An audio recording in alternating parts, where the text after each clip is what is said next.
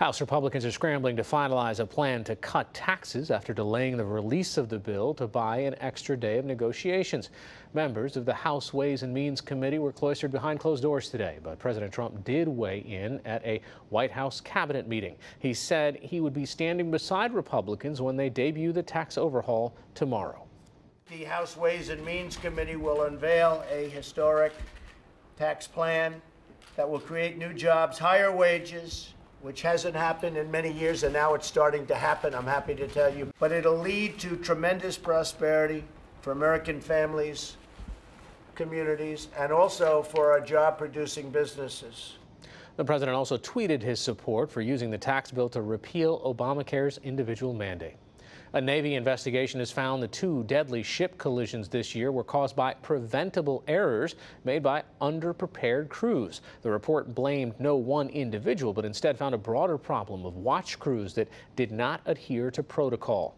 The USS Fitzgerald and USS John McCain crashes left a combined total of 17 sailors dead. NPR's news chief Michael Oreskes has resigned following accusations of sexual harassment. 2 women accused Oreskes of abruptly kissing them while they were discussing job opportunities when he worked for the New York Times nearly 2 decades ago.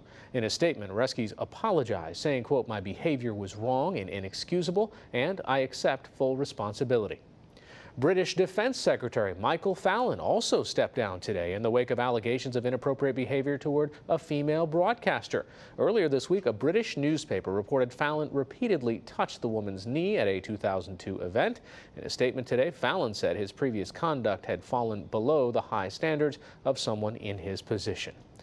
A Saudi-led coalition airstrike in Yemen today killed at least 29 people, including some children. Dozens of people were also injured. The bombs hit a market and a hotel in northern Sada province, where the Iranian-backed Houthi rebels are concentrated. The coalition has waged a punishing air campaign on the Houthis since 2015 after they ousted the Yemeni government. Some 100,000 civilians have died in that war.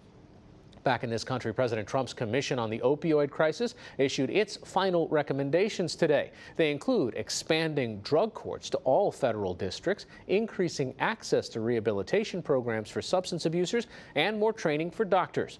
But the commission did not request any additional funding. The report comes nearly a week after the president called the opioid epidemic a, quote, public health emergency. At the United Nations today, the U.S. voted against a resolution calling for an end to its trade embargo on Cuba. UN Ambassador Nikki Haley's no vote marks a course change from the Obama administration, which sought closer ties with Havana. The resolution passed 191-2, with only Israel joining the U.S. in opposition. And stocks were mixed on Wall Street today after the Federal Reserve left interest rates unchanged. The Dow Jones Industrial Average gained more than 57 points to close at 23,435. The Nasdaq fell 11 points and the S&P 500 rose 4.